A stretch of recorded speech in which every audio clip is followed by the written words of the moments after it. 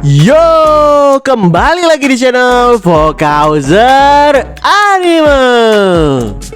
Jadi kali ini kita akan kembali ngelanjutin lagi alur cerita dari Babang Grid ya guys ya. Namun sebelum kita memulai videonya lebih jauh lagi, bagi kawan-kawan yang mau traktirin kopi maka link traktirannya ada di deskripsi di bawah. Oke lah, jadi tanpa berlama-lama lagi langsung aja kita mulai alur cerita kali ini. Di part sebelumnya, setelah menaklukkan keraguan Idan dan juga Yanfei dengan wibawa seorang raja, Grid sukses mengamankan dua pilar masa depan OVG, Sang Koki yang dijuluki Poison Master dan juga Demon Maid.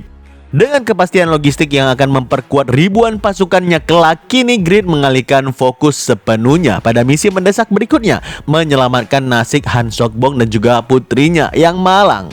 Sekarang kita pindah sebentar ke dekat ibu kota kerajaan Chou, yaitu Karas. Di sana terdapat penjara panas cair di mana salah satu langkah aja mampu membuat daging manusia meleleh. Sebuah benteng bawah tanah alami yang terbentuk dari letusan gunung api purba. Penjara itu bernama Lava Prison milik kerajaan Chou. Sayup-sayup terdengar penjaga yang sedang bergosip tentang raja mereka yang sering berkunjung ke penjara tersebut. Mereka pun sedikit tertawa karena sepertinya sang raja ingin berkeringat dengan hawa panas penjara supaya lebih segar. Atau mungkin karena ingin bertemu dengan keluarga Han Sokbong lagi. Katanya raja mereka sangat sayang kepada keluarga tersebut. Tiba-tiba pengawal raja mengumumkan kedatangan yang mulia mereka di sana. Usai pintu penjara dibuka di mana Han Sokbong dikurung, sang raja pun nanya dengan tegas, "Han Sokbong, kau masih enggan memberitahukan kepada kami keberadaan dari Duke of Virtue alias Grid." Ya, maksud mereka Grid lah maksudnya. "Dulu kau dan aku teman masa kecil. Udah pasti kau punya kesetiaan besar kepadaku. Tapi kau tetap memilih untuk yakin hanya padanya. Jujur, aku merasa terluka di sini." Han Sokbong pun merespon, "Yang mulia, jawaban saya tetap sama. Saya nggak bisa mengatakan sesuatu yang benar-benar nggak saya ketahui." Jawaban itu membuat sang raja menjadi lebih geram lagi. Apalagi sebenarnya dia mencari Duke of Virtue untuk masa depan kerajaan mereka yang berada di ambang kehancuran. Menurutnya, kesetiaan dari Han Sokbong yang lebih mementingkan pertemanan daripada kerajaan sangatlah kejam. Sebelum pamit, sang raja pun bilang sekali lagi dengan tegas, "Ini terakhir kalinya kita akan bertemu di penjara ini. Kita saksikan aja bersama-sama kejatuhan dari kerajaan ini," kata sang raja yang kemudian membanting pintu penjara Han Sokbong berada. Han Sokbong tetap diam demi penyelamatnya, tapi sekarang dia paham kalau Raja Chou mencari Grid karena demi kerajaan itu sendiri. Sambil menghela napas, Han Sokbong pun bilang, "Seorang sarjana pernah berkata, sadar diri bahwa kita nggak tahu apa-apa adalah pengetahuan sejati."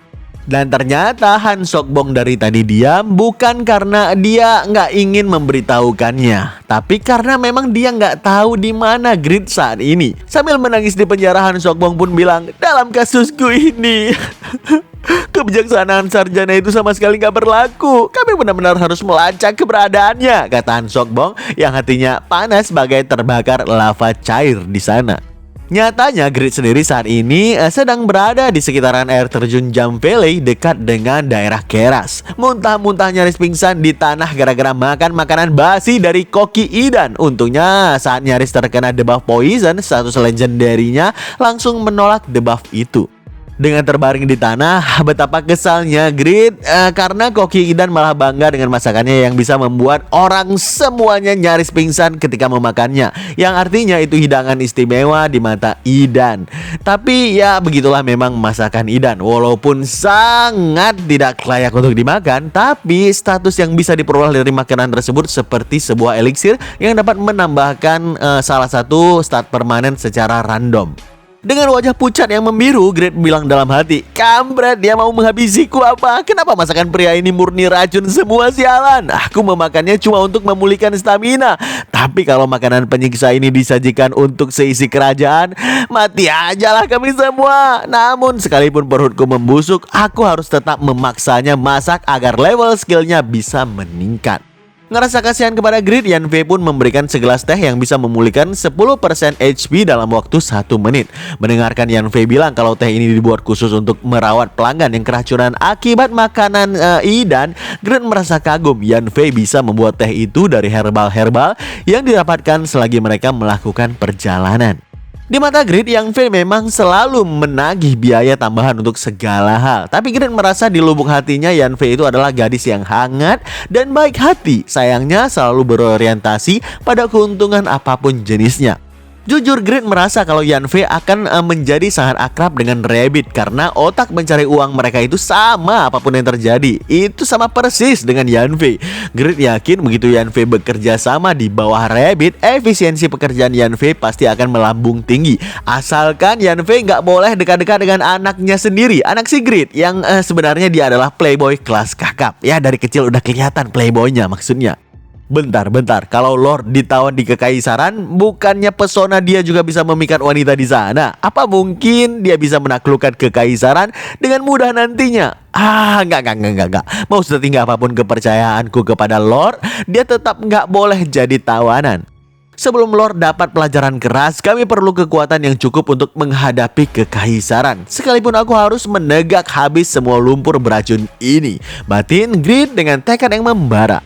Meski begitu, tetap aja Grid mencak-mencak dan bilang ke si Koki, "Woi Idan, kau ini masak apa sih? Sampai asap ungu semacam itu bisa keluar segala, sialan. Itu sangat mengerikan." Rasa kesialan yang sama ternyata juga terjadi kepada Muto, sang merchant rank 3 yang saat ini dalam perjalanan untuk menjadikan setiap kerajaan benua timur sebagai partner dagangnya. Tapi jujur dia nggak menyangka bakalan menghadapi kesulitan seperti ini. Udah disebut oleh monster keras di perjalanan, bahkan 10 hari aja dia berada di benua timur, gak ada satupun transaksi yang sampai di angka 10.000 gold per bulan transaksinya. Malahan dengan keberadaan monster yang kuat-kuat yang terus menyerang secara mendadak di setiap perjalanan mereka, dia pun harus selalu keluar biaya tambahan, yaitu rutin menyewa mercenary saat berpergian kemanapun dari desa ke desa. Muto yang sangat geram dengan keadaan itu pun bilang dalam hati, "NPC di sini sombong amat sih. Mereka pikir aku semacam orang buangan yang tersesat di laut. Jadi nggak ada satupun orang yang mau berdagang denganku. Aku kira puncak penjualan barang mewahku udah terjadi di wilayah Butin yang ada di Saharan. Tiba-tiba aja Grid mulai menjual elixir of longevity yang terbuat dari pasir Raidan. Semua jadi lari kepadanya. Kalau danaku sampai kering di sini sebelum bisa profit, tamatlah sudah habis nasibku. Sialan. Aku pasti turun rank drastis, lalu sponsorku juga pasti akan membuangku di Karas. Aku harus segera bertemu dengan raja kerajaan ini. Kalau aku menunjukkan kehebatan barang dari benua barat kepadanya, aku akan bisa membalikan keadaan." Batin Muto yang kesal karena kantong emasnya mulai kempes saat ini. Selagi melanjutkan perjalanan dengan kawalan beberapa mercenary, tiba-tiba Muto tersentak karena mendengar suara seseorang di seberang sungai sana yang sedikit berisik. Orang-orang di sana pun bilang, "Wah, bahan yang teramat mantap. Tunggu aja, akan kuiris sepotong demi sepotong dengan sempurna. Bersiaplah untuk pesta makan." Ternyata suara itu adalah berasal dari Koki Idan yang baru aja menangkap ikan aneh di sungai menggunakan lengannya sebagai pancingan. Muto tahu kalau ikan itu adalah monster tipe mermaid dari Jam Valley. Katanya yang paling lemah aja ada di level 300. Makanya dia kaget ngelihat Koki benua timur bisa sekuat itu nangkapin monster ikan-ikan itu. Seketika Muto pun makin kaget lagi ketika ngelihat ada Grid di samping Koki itu. Dengan mata yang terbuka lebar, Muto pun bilang dalam hati, Enggak mungkin. Itu Grid, player kelas legendary pertama sekaligus player pertama yang menjadi seorang raja. Pria paling terkenal sedunia ada di benua timur saat ini. Batin Muto yang ngelihat Grid lagi kelaparan di seberang sana. Jujur Muto merasa sulit untuk bersikap ramah pada Grid yang udah merebut pasarnya dengan menjual elixir of longevity. Tapi dia tetap yakin kalau Grid adalah peluang emas yang dia temui saat ini. Ngelihat Muto seperti kenal dengan orang-orang di seberang sana, salah satu mercenary pun bilang ke si Muto, "Apa mau diatur aja tim pembunuh profesional untuk menghabisi semua orang yang ada di sana?" Dengan sedikit kesal dan ketus, Muto pun ngejawab, "Halah, biaya untuk mengawal aja udah cukup mahal. Untuk apa aku menghambur-hamburkan uang untuk pekerjaan yang udah pasti gagal kalian lakukan?" Mercenary itu pun merespon, jadi maksudmu warrior perkasa dari Zentua nggak mampu menangani seorang pria yang ada di sana? Hei, harga diriku nggak terima dengan ucapanmu itu. Mendengarkan itu, si Muto pun bilang dalam hati, ya, seperti itulah harga diri Zentua. Aku dengar kalian berlatih di alam liar dengan melawan koloni Queen Red cuma untuk bertahan hidup. Tapi kalian gak akan pernah paham sampai merasakan langsung kekuatan pria itu. Apa yang dibilang Muto itu sangat benar ya guys ya. Ya, katanya mereka bertahan hidup melawan koloni Queen Red. Tapi koloni Queen Red itu sendiri sih Grid habisi seorang diri. Solo squad lagi, solo raid maksudnya. Tiba-tiba Idan berteriak di dalam sungai karena tubuhnya digigit oleh 3 ekor monster sekaligus. Grid yang geram kepada Idan karena sembarangan melompat ke sungai langsung ngeluarin veilurnya dan menebaskan satu ayunan besar hingga semua ikan monster itu terhempas sekalian dengan air sungainya. Seiring Idan yang bajunya robek merasa terharu diselamatkan oleh Grid, para mercenary yang ngelihat aksi Grid barusan langsung benar-benar kaget dan mereka bilang, apa? Dia baru aja menghabisi puluhan mermaid gem valley yang kita aja kesulitan menanganinya dalam sekali serangan. Perbedaan kelas kalian udah jelas. Warrior dari Zenithua seperti kalian katanya menyembah kekuatan, dan kekuatan manusia macam dia itu layak untuk disembah, kata Muto yang kasih paham kepada mereka. Namun setelahnya Muto dan mercenary itu sama-sama kaget begitu ngelihat Grid menjahit baju Idan yang robek akibat gigitan ikan sebelumnya. Ngelihat itu Idan yang makin kagum pada Grid pun bilang dalam hati, pria yang mencetak sejarah sebagai seorang blacksmith sekarang menjahit. Insting dagangku berteriak saat ini. Pria itulah tiket emasku menuju ke benua timur ini. Sadarkan kemampuan Grid yang terlalu OP itu, Muto pun segera menyeberangi sungai via jembatan untuk menyapa Grid. Usai Muto memperkenalkan dirinya sebagai merchant dari guild Muto secara sopan, Grid malah heran bisa jumpa player di benua timur yang mana populasinya nyaris 100% adalah NPC. Sambil menatap para mercenary yang mengawasi Muto dari kejauhan, Grid bilang dalam hati, kalau dia bisa sampai ke sini berarti kemampuannya terbilang sangat baik. Dan pedagang seperti dia dikelilingi orang-orang itu, dia memang tampak gak berbahaya, tapi ada baiknya aku harus tetap berhati-hati. Grid pun segera mengaktifkan Legendary Blacksmith Eye miliknya yang mendapati kalau para mercenary itu mengenakan gear untuk level 280 atau di atasnya. Ngelihat ada 6 NPC elite di antara para mercenary itu, jujur Grid makin penasaran siapa Muto sebenarnya. Muto yang ngelihat Grid masih aja waspada, dia pun kembali menjelaskan, aku bisa sampai sejauh ini berkat keberuntunganku sebagai pedagang. Meski kemampuanku mungkin masih jauh dari kata cukup. Tuan Grid, aku bukan ranker global sepertimu, tapi mungkin kau akan tahu namaku dari ranking pedagang. Mendengarkan itu Grid pun teringat langsung kalau Leo juga pernah bilang kepadanya mereka perlu menyerap player pedagang yang berbondong-bondong datang ke Kaisaran karena hal itu akan memperkuat ekonomi kerajaan OVG. Usai Grid memperkenalkan dirinya secara formal via jabat tangan, Muto yang senang bisa jumpa dengan Grid langsung mengenalkan mercenary yang dia sewa dari benua timur ini. Secara mercenary benua barat nggak mampu mengatasi monster di wilayah mereka sekarang. Ngomong-ngomong, apa kau mau lewat sini juga? Kebetulan aku sedang dalam perjalanan menemui Raja Chou di Karas untuk membangun hubungan dagang. Grid yang mendengarkan itu dari Muto langsung geram karena nggak terima si merchant membentuk hubungan pertemanan dengan pria yang mungkin harus dia lawan demi menyelamatkan Han Sokbong. Sontak Muto yang panik ngelihat wajah marah Grid mencoba nanya dengan sopan, apa mungkin Grid juga mau ke Karas untuk hubungan diplomasi. Grid yang sadar nggak bisa memberitahukan orang asing semua rencananya, cuma menjawab singkat, yah ku harap sih sesederhana itu, tapi ada beberapa hal yang rumit yang terjadi. Kecanggungan mereka pun langsung hilang karena Koki Idan dengan bangga bilang kalau masakannya baru aja kelar. Grid pun langsung mengenalkan Koki dan master tehnya, sehingga Muto merasa Grid adalah orang kaya yang gak boleh dijauhi oleh pedagang ambisius seperti dirinya. Setelahnya Grid dan Muto pun menyantap makanan racun ala Idan yang pastinya bikin mereka berdua montah-montah. Untungnya ada Yanfei di sana yang bisa menyeduh teh anti racun. Saat Muto mencak-mencak bilang ke Grid kalau makanan racun itu seperti teknik siksaan baru, Grid pun merespon agar Muto mengecek statusnya yang mungkin ada beberapa yang peningkatan secara permanen. Muto pun langsung ngecek dan benar aja, resistensi racunnya naik beberapa poin. tapi efek positif itu langsung dimintai gol oleh Yanfei. Bahkan si kawan memaksa Muto agar minum teh yang berbayar sekali lagi. Meski agak kesal diporotin seperti ini, sambil minum teh kedua, Muto mengakui Grid benar-benar punya ketenangan seorang raja. Dia mampu menahan hidangan racun tanpa bergeming sedikit pun. Dia mungkin udah kehilangan selera pribadinya sejak lama. Aku jadi teringat kalau nggak ada yang gratis di dunia ini. Dia layak aku amati, batin Muto yang makin kagum lagi kepada Grid. Usai minum teh, Muto pun bilang ke Grid yang masih muntah-muntah di sana, kita mungkin punya tujuan yang berbeda. Tapi apa boleh aku berpergian bersamamu? Bisa satu perjalanan dengan Tuan Grid akan menjadi sebuah kehormatan bagiku. Awalnya Grid menolak karena dia adalah solo player. Tapi karena Yanfei bilang si pedagang punya uang, ya sekalian aja pergi bareng supaya bisa porotin uangnya dengan berbagai jasa akal-akalan. Emanglah kalau urusan duit si Yanfei ini 11-12 sama si Nami ya guys ya. Oke, sekarang kita pindah ke Mercedes yang sedang menyusuri jalanan Bukit Gurun untuk pulang ke Saharan. Tiba-tiba sekawanan monster burung mau menyerangnya secara serentak. Tapi seketika burung itu tercabik-cabik oleh tebasan aura pedang yang mengerikan.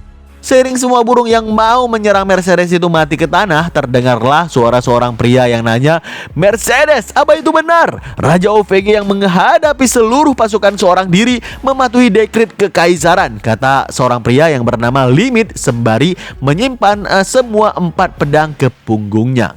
Jadi Limit sendiri adalah seorang duk dari Kekaisaran Saharan sekaligus komandan dari Red Knight, salah satu dari Six Dukes. Setahu Mercedes, Limit sendiri adalah pria yang mencapai ranah Sword Beyond the Sword yang nggak bisa diremehkan. Bahkan Piero dan Sword Saint Muller aja nggak sebanding dengannya. Tapi dia kurang pencapaian untuk menjadi seorang legenda. Mercedes pun membenarkan kalau dari luar Grid memang patuh kepada dekret kaisar, tapi matanya masih seperti mata hewan buas yang membara, mata yang menolak untuk menyerah. Mendengarkan itu, Limit pun bilang kalau dia begitu terang-terangan untuk patuh, mungkin aja itu provokasi yang dia sengaja sebagai upaya untuk memancing kekaisaran agar menyerang duluan. Entah itu manuver politik untuk mengutuk agresi kekaisaran atau sekedar kesombongan seorang raja baru yang naif. Kalau dia berharap untuk mengulur waktu sementara kekaisaran udah memperhitungkan Raja OVG akan gagal, mau gimana pun juga ini waktu yang tepat bagi kekaisaran untuk bertindak lebih gencar. Ngelihat sikap Limit seperti ini, jujur Mercedes gak menyangka Komandan Red Knight itu sendiri gak terpengaruh oleh pembangkangan yang dilakukan Raja OVG. Lagian Red Knight memang didirikan secara pribadi oleh Empress Mary. Jadi pada kenyataannya mereka lebih seperti kaki tangan Empress daripada kaisar. Sebelum cabut dari hadapan Mercedes, gak lupa Limit bilang kepadanya sambil tersenyum licik, "Mercedes, coba sampaikan kesanmu tentang Raja OVG langsung pada sang kaisar." Seandainya kaisar yang murka memerintahkan operasi militer, Empress Mary bisa memanfaatkan celah itu untuk menata ulang faksinya. Selepas Limit menghilang dari sana, Mercedes menanggapi ucapan sang komandan barusan dalam hatinya. Siapa sangka komandan yang dulu setia pada kaisar kini berbalik pada permaisuri. Kalau seandainya yang mulia lebih suka Five Pillar daripada Red Knight, hal seperti ini pasti nggak akan terjadi. Sepulangnya Mercedes ke Saharan, dia pun langsung disapa oleh Sky. Tapi itu membuat dia sangat dongkol karena lagi punya banyak pikiran untuk saat ini. Mercedes gak berhenti mikir tentang perang faksi terkait dengan suksesi pangeran mahkota yang jelas-jelas sedang memakan kekaisaran hidup-hidup. Apa aku juga harus menipu yang mulia kaisar seperti yang lain? Aku udah gak yakin lagi apa yang terbaik bagi kekaisaran ini, batin Mercedes yang dilema dalam mengambil sikap politiknya terhadap kekaisaran. Ngelihat Mercedes lagi-lagi tampak gelisah, Sky yang berjalan mengikutinya dari belakang malah sok-sokan bilang dalam hati kalau dia akan selalu berada di samping dewinya.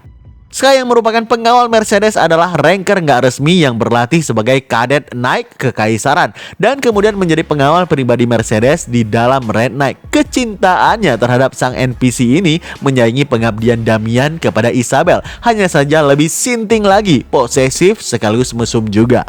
Kembali ke rombongan Grid dan juga Muto yang kini dalam perjalanan menuju ke Karas sejak pertemuan mereka 5 hari yang lalu di Gem Valley. Grid mengaku senang dengan otak encer yang Muto miliki sebagai player, karena dari Muto lah Grid jadi tahu beberapa hal.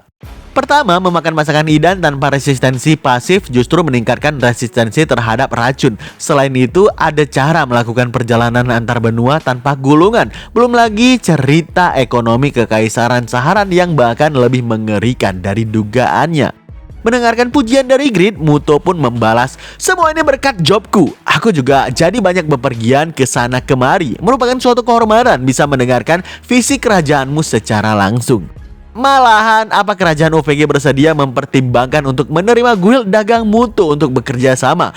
Pastinya Grid senang mendengarkan ucapan tersebut karena dia nggak menyangka datang jauh-jauh ke benua timur demi bersiap melawan kekaisaran malah dipertemukan dengan takdir yang nggak terduga seperti ini.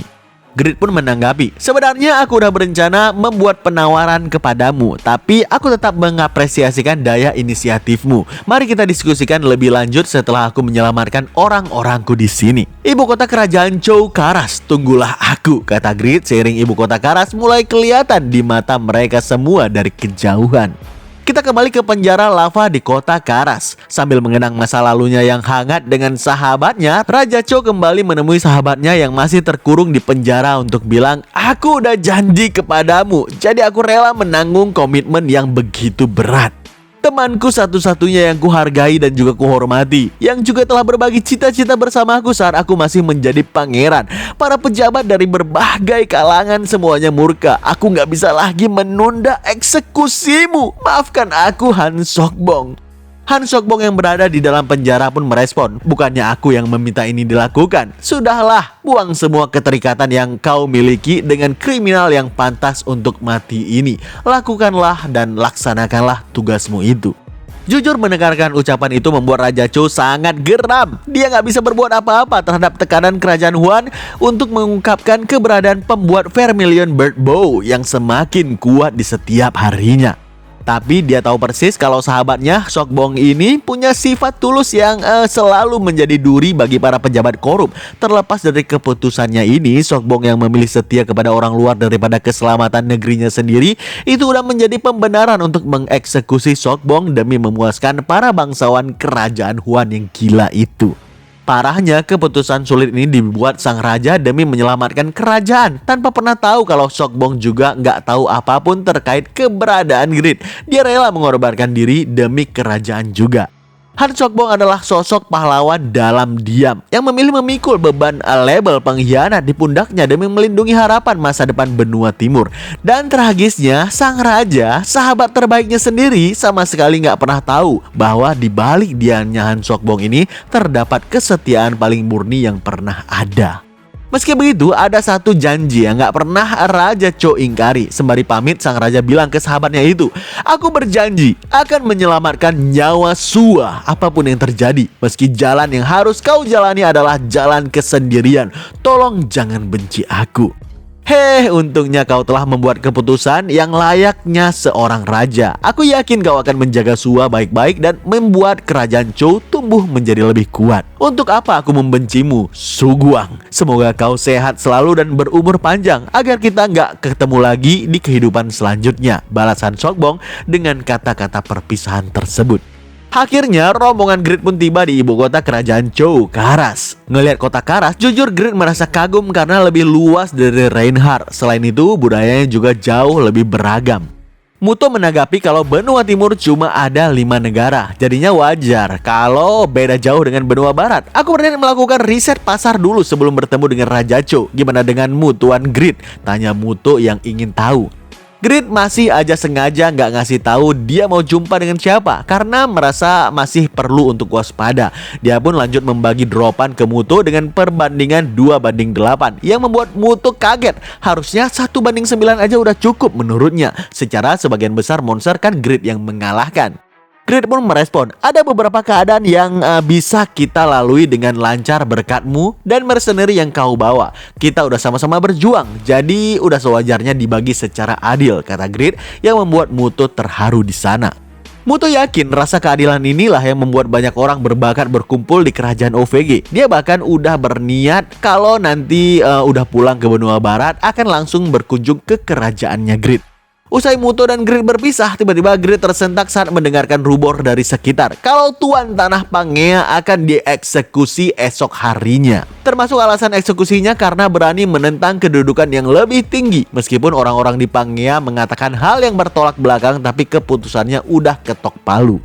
Selagi Grid panik mendengarkan rumor tersebut, tiba-tiba Yanfei yang tadinya menghilang sebentar memberikan buku rahasia sembari bilang situasi yang terjadi di antara Karas dan para bangsawan kerajaan Huan, opini publik juga sampai tindak tanduk Raja Chou sejak naik tahta.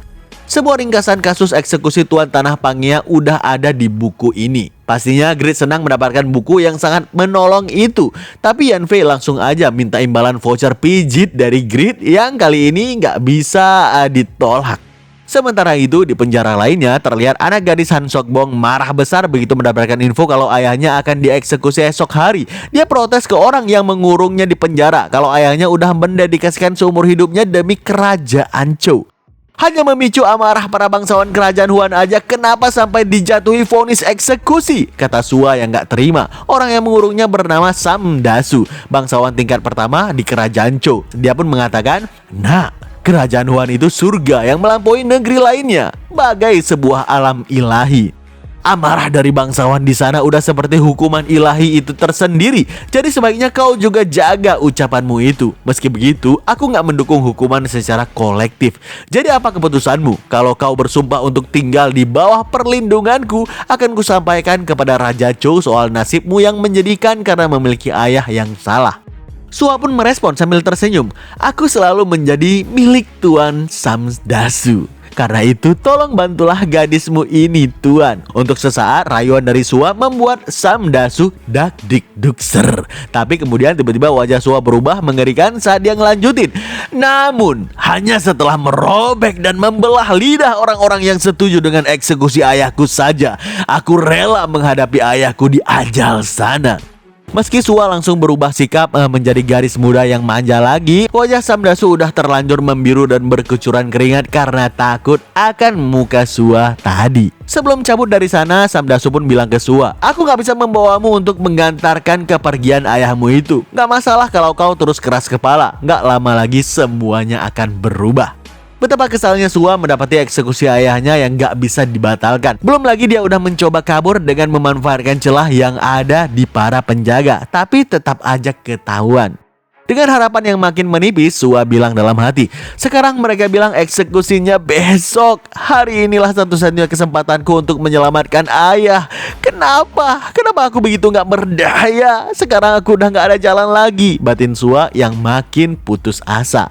Kita kembali ke rombongan Grid. Terlihat Grid saat ini udah berada di atas sebuah lubang besi besar yang menurut Yanfei kalau itu adalah penjara bawah tanah bekas gunung berapi yang berdasarkan hasil intelijen miliknya. Usai menyuruh Yanfei dan Idan istirahat di penginapan, Grid pun masuk ke lubang besi itu sambil menuruni tangga. Mau gimana pun, Grid sadar kalau pilihan terbaik baginya saat ini adalah menyelamatkan Han Sok-bong beserta putrinya secara diam-diam dan sendirian sebisa mungkin. Begitu tiba di dasar lubang, seiring sebuah portal terlihat di hadapan Grid, muncul notif yang bilang kepadanya, Anda adalah player pertama yang menemukan Dungeon Lava Prison.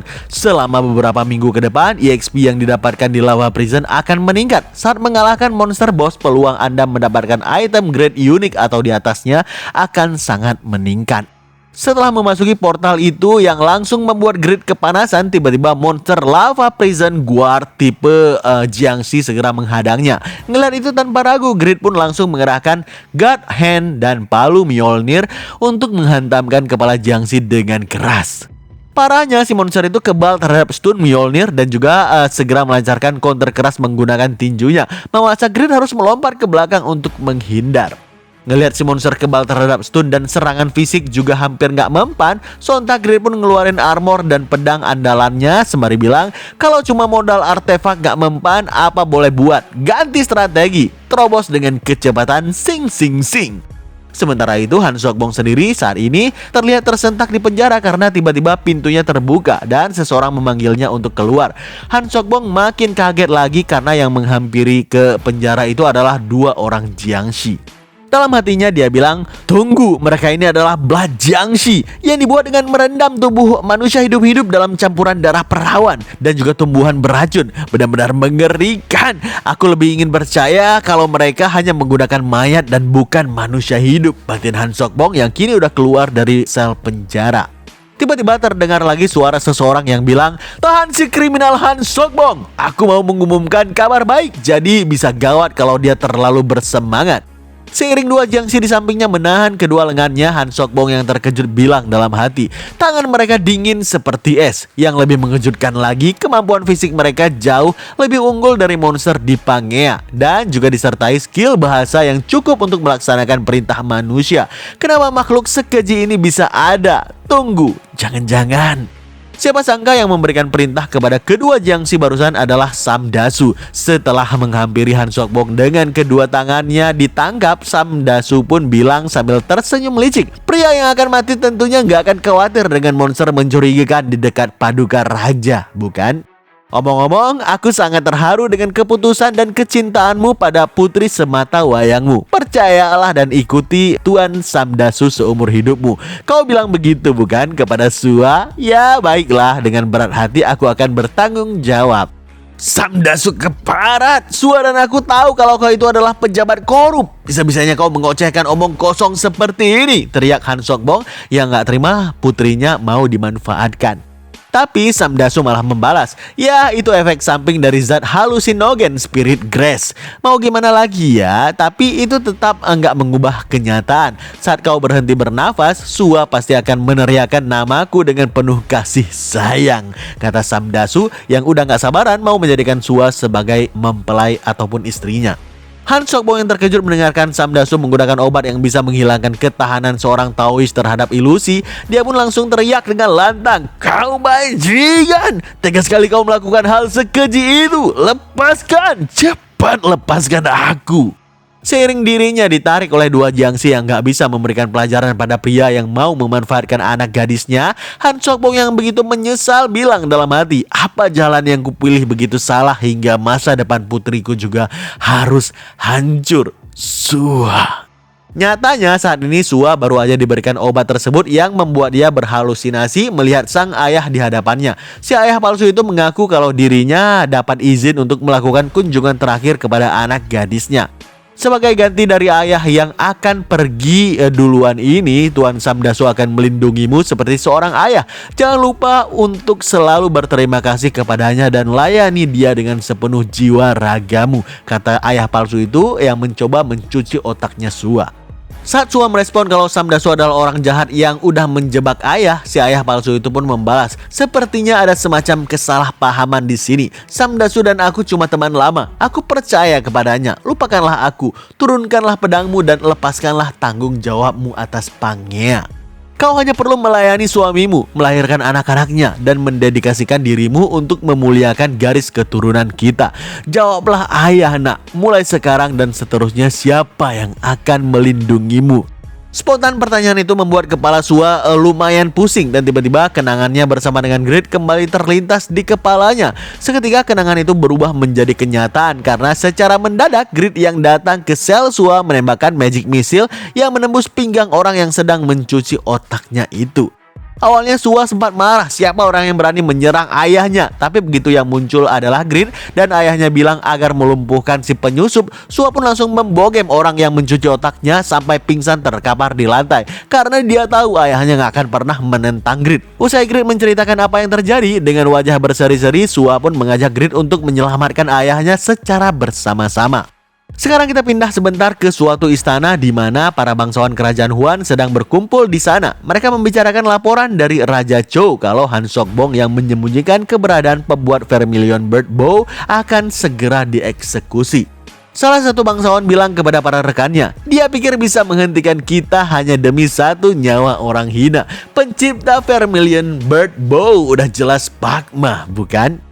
Aku gak tahu kenapa orang yang meninggalkan kerajaan Huan seperti dia masih hidup. Tapi kalau Han Sok-bong sampai rela menyembunyikannya mati-matian, berarti kita harus bergerak. Salah satu rekan bangsawannya merespon kalau dia ingin segera bertemu dengan Pak Ma karena rindu dengan teknik berpedangnya yang mencolok. Tapi rekan yang lain menanggapi untuk apa rindu tarian pedang dari seorang sampah yang kalah dalam sekali tebas melawan Tuan Hanul. Mendengarkan itu, salah satu yang paling terhormat di antara mereka pun bilang, "Jangan terlalu percaya diri. Di sini bukan kerajaan Huan. Pertahankan martabat kalian di depan masa yang bodoh itu. Karena itulah jati diri kita kaum Yangban." Sedikit spoiler, pria inilah yang nantinya akan memaksa Grid untuk mengerahkan teknik berpedang Pak Ma secara habis-habisan. Dan itu akan terjadi di episode selanjutnya. Kita cukupkan cerita sampai di sini ya guys ya. Gimanakah cara Grid untuk menyelamatkan Han Sok-bong dari Jiangxi yang sangat kuat? Lalu siapakah pria itu barusan? Gimanakah pertarungan yang akan berlangsung antara Grid dan dirinya? Nantikan jawabannya di video selanjutnya. Nantikan terus alur cerita Babang Grid ini hanya di channel Fokuser Anime dan Stay update.